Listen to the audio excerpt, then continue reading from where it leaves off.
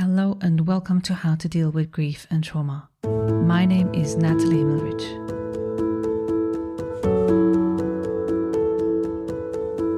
How to Deal with Grief and Trauma is completely self-funded, produced and edited by me, Nathalie Himmelrich. Consider making a small donation to support the podcast. Go to bit.ly/support, capital G, capital T, and podcast. I repeat, bit.ly/supportgt podcast. Thank you so much.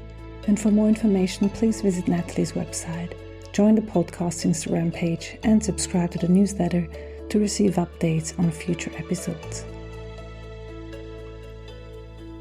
So welcome to episode 185. This episode is the third in a mini-series, and if you have been following along, you already know we have been building something across these 3 episodes, a way of seeing the invisible layers that sit around grief and make it harder than it needs to be. Let me quickly trace where we have been because it matters for where we are going today. So in episode 181, we looked at grief myth. Myths are the stories the culture tells about grief, the ones that are repeated so often they start to feel like a fact. So, for example, grief has 5 stages, or time heals all wounds, or you need closure before you move on. These narratives circulate in language, in media, in the things people say at funerals. And nobody decided that they were true. They just accumulated.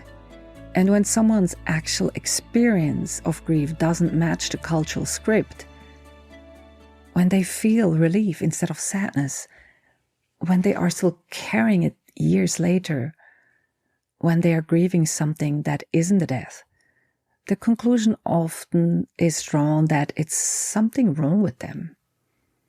The myth becomes the standard, and the standard is applied to an experience that never fitted it in the first place. Then in episode 183, we moved one layer closer to the individual. We looked at preconceptions, the beliefs a person has already absorbed about grief long before any specific loss arrives. Preconceptions are the internalized version of those myths. They form slowly through your upbringing, your family culture, your religion maybe, or your education. They sit in the background, often unexamined, until loss happens, and reality doesn't match what was expected. Things like, grief should not last this long, or I should be stronger than this, or people in my family don't fall apart. These don't arrive labeled as external influences. They present themselves as personal thoughts, even as personal failings, which is what makes them so difficult to question. So myths operate at a level of culture, preconceptions operate at the level of the individual, formed before the experience begins. So today we're looking at the third layer. And it is different from the other 2 in one important way. Presumptions happen in real time. A presumption is an assumption made in a specific moment, treated as true without verification. It is a conclusion drawn on the spot, without evidence or with insufficient evidence. And in the context of grief, presumptions appear everywhere. In how others respond to someone who's grieving, in how grieving people respond to themselves. For example, someone is not crying at the funeral, so they must not be that affected. Or someone went back to work after 2 weeks, so they must be coping well. Or it has been a year, so they should be getting back to normal. Or someone seems angry rather than sad, so that probably isn't really grief. These are all presumptions. They feel like observations. They, however, function as judgments. What makes presumptions particularly worth examining is that they are often well-intentioned. The person making them is usually trying to read a situation, trying to know how to respond, trying to figure out whether someone needs support. The impulse is not wrong, but the conclusion, drawn quickly, without asking, without evidence, frequently causes harm. It shapes whether support is offered or withheld, It determines whether a grieving person feels seen or invisible, understood or misread. For supporters, partners, parents, friends, colleagues, and professionals, this episode looks at where that impulse to interpret comes from and what a different kind of response looks like in practice. And presumptions are not only something others do. Grieving people make them about themselves constantly. I should be further along on this. The fact that I feel this way means I'm not coping. The fact that I feel nothing means I didn't love them enough. They shouldn't have died. They were so young. How could a good person die without any visible cause? These are all internal presumptions. And some of the most damaging are because they turn grief into a performance under evaluation rather than an experience to be moved through. So this is what this episode is about. We will look at where presumptions came from, why they form so quickly, and how they cause harm, both when directed at others and when they're turned inward. And what becomes possible when the habit of presuming is interrupted and replaced with something more accurate. If you have not yet listened to episode 181 and 183, they are worth going back to. You will find the links in the show notes. But this episode also stands on its own. Everything you need we will cover here. In the first part of this episode, which is where the idea actually started, we'll look at the internal presumptions that people who are grieving make. And this is actually an idea that came about through a conversation I had with a client. I'll explain more on this. So let's start. Today we're going to explore a powerful set of questions that many grieving people return to, sometimes for months and sometimes for years. For example, why did he die so young? Or why did he die while being so loved? These questions aren't just seeking explanations. These are expressions of shock, disbelief, heartbreak, and longing. And behind them lie certain presumptions about how life, love, and fairness are supposed to work. So in today's episode, I'll unpack each of the presumptions so that you can better understand what your grief is asking and how to work with these questions more gently. I came to this topic with a recent conversation I had with a client who I noticed that had a lot of presumptions in relation to her grief and her loss. So I looked up all the presumptions that people have when they're dealing with grief and or trauma. As we know, trauma always involves grief. And I've got a couple of presumptions here for you that I want to share with you and give you a little bit of background of why we have those presumptions and what's behind them. Before we dive into presumptions themselves, it's important to understand why the mind gravitates to these questions in grief. Because why questions arise when the world stops making sense, which is exactly what happens after loss, and especially a young or unexpected death. Our mental map collapses. Our sense of predictability and safety shatters, and the question why is becoming a lifeline. It's the mind's way of trying to rebuild coherence. The nature of the mind is to ask why and to try and find explanation. But often, the question cannot be answered in the way we want. And that's why exploring the presumptions beneath the questions can be so helpful. The first presumption is life should be fair. So why did he die so young? The presumption behind it is the belief that life should operate according to fairness. So our inner world has a sort of certain distinctions on what fairness looks like. For example, you might know certain of these. Good people get long lives. Or love and kindness are rewarded. Or effort protects us from tragedy. Or the young should outlive the old. So when someone dies young, or like a child or a baby, the violation is not only emotional, it's existential. It breaks our expectation of how life should work. And the presumption often carries emotion like disbelief, outrage, moral injury, and a deep sense of that this wasn't supposed to happen. So how can we work with this presumption? You don't have to accept that life is unfair right away, but naming the presumption can soften the internal battle. You might say to yourself, part of my pain is that this feels unjust. My heart is reacting to a broken expectation, not only to the loss itself. And recognizing this helps you hold your grief with more compassion. Presumption 2, one that I often hear is like love should protect from death. The question, why did he die when he was so loved, contains a profound emotional presumption, which is that love is so powerful, it should be able to shield someone from harm. Because if love feels immense, it changes our physiology. It deepens connection, meaning, and purpose.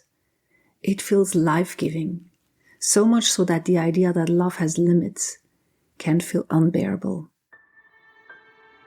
Many grieving people quietly wonder, was my love not enough? Should I have saved him? Would love have kept him alive if I had done something differently? Or in the case of a breakup, didn't I love him enough for him to stay with me? These questions are often not logical but emotional.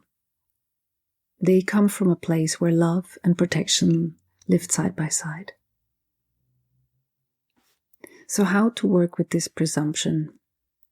Remind yourself gently that love and mortality belong to different realms. Love shapes the quality of our life, not the length of it. The fact that someone was deeply loved does not diminish the validity of the death, and certainly does not reflect a failure on your part. This presumption shows the depth of your love, not the limits of it. The next presumption is, there must be a reason. So many grievers or many people dealing with trauma ask themselves, if I search hard enough, I will find a reason why this happened. And this is really the nature of our brain. They are built to avoid randomness. Unpredictability makes us feel unsafe. So after loss, the mind tries to restore order by looking for patterns, meaning, lessons, or cosmic explanations.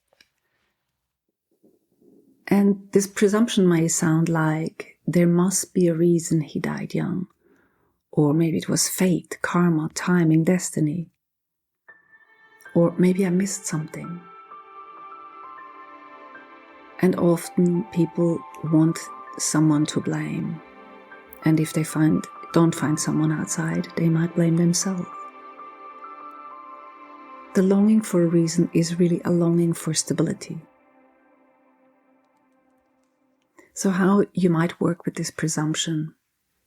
Instead of forcing an answer, allow the question itself to become a companion. You might say, I'm seeking meaning because I'm trying to make sense of the pain. And it's okay that this question doesn't resolve right now. Some questions soften over time rather than disappear. And meaning often emerges gradually, not as a single revelation, but as a slow unfolding. The next presumption is, youth guarantees a future. Behind the question, why did he die young, is also the unspoken belief that youth equals time. And this is why it is so challenging for grieving parents to deal with the fact that their children or their babies died before them. Because we expect that children have time to grow up, that young adults can age, and that future plans become future realities. And so when death interrupts this natural sequence, grief becomes not only about the person, but also about the stolen potential. So especially we in the Western world, we mourn the years never lived, the milestones never reached, and the future that vanished. These presumptions in these sentences, or this presumption is deeply biological. Humans are wired to expect life to follow a pattern.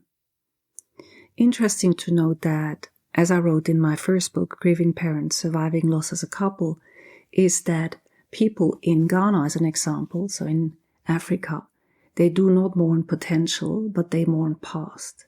So for them, an elderly person dying refers to more grieving than a young person because they don't yet have as much history. But in the Western world, we mourn potential more so than past, or not more, but also as past. So how to work with this presumption? Acknowledge that part of your grief is for the unlived life. You are grieving not just who the person was, but who they would have become. And letting yourself name this specific grief can provide an unexpected sense of clarity. The next presumption is deep love should have meant more time together. This presumption takes the emotional logic of love and extends it into time. For example, if we loved each other this deeply, we should have had more time. This relationship deserves longevity. So grief often blends the heartbreak of the loss itself with the heartbreak of the shortened relationship narrative. So you may feel cheated or robbed or betrayed by time, or shocked that something so meaningful could end so abruptly.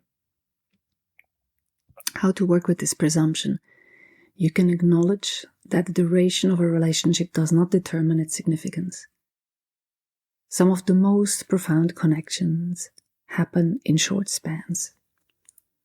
This doesn't erase the pain, but it validates the importance of the bond rather than its length. To end this, we want to look at how can we work with all these presumptions. Because now that we've explored the 5 major presumptions, the question becomes, so how do we do with them? What do we do with them? And so there are 3 key practices. Let the questions help you understand your grief, not fix your grief. So when the question arises, ask yourself, what is the emotional need underneath it?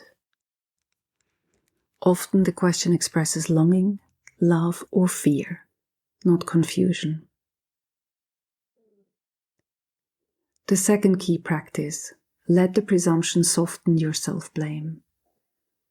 Understanding these underlying beliefs helps you see that your mind isn't failing. It's doing what human minds do when they're overwhelmed. So you are not doing grief wrong. You are trying to make sense of the senseless. And the last one of those 3 key practices is allow unanswered questions to coexist with love. Because some questions are not puzzles to solve, but companions to live with. And over time, the sharpness dulls, the edges soften, and they transform from demands to reflections. So before we end today, just a couple of words for supporters. The impulse to interpret is not a character flaw. When someone we care about is in pain, the mind moves quickly towards assessment, trying to find out how bad it is, whether they're coping, what they need, whether things are getting better or worse. That impulse comes from care. It comes from wanting to help and not knowing how. It comes from the discomfort of sitting with someone else's grief without being able to fix it. The problem is not the caring. The problem is when the assessment happens silently, internally, and then shapes how support is offered, or whether it is offered at all. When a conclusion is drawn without asking the person, it replaces the grieving person's actual experience with an assumed one. So, Imagine taking this one small shift, which changes everything. Go from interpreting to asking. Not they seem fine, but how are you actually doing? Not they should be further along, but what does this feel like for you right now? This is presence without conclusion. That is what most grieving people need from the people around them. Not someone who has already decided how they are doing, but someone who is willing to be there and to ask and to find out.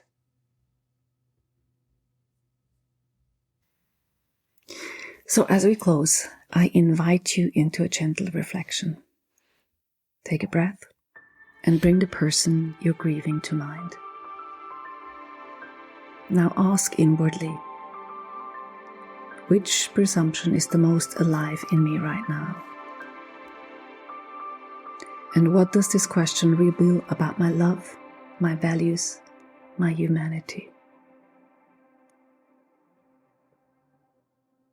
And what compassion can I offer to the part of me that is still searching? Remember, your questions are not flaws. They are expressions of love stretching toward understanding. Thank you for spending this time with me today. In this short episode, I hope that you felt supported, and if you did, please consider sharing it with someone who may need the same comfort or clarity. You can find more resources, books, and courses on my website, and I'm always grateful to hear how these conversations land for you. Thank you for listening to How to Deal with Grief and Trauma. Until next time, take gentle care of yourself. Thanks for listening to How to Deal with Grief and Trauma. If you'd like to be updated on future episodes, please subscribe to my newsletter on nathaliehimmelrich.com. If you need grief support, please contact me for a 30 minutes free discovery session. How to Deal with Grief and Trauma is produced and edited by me, Nathalie Himmelrich. To support this podcast, please rate, review, and subscribe to or follow the podcast on Apple, Spotify, or wherever you get your podcasts. Thank you. And remember to keep breathing. I promise it will get easier.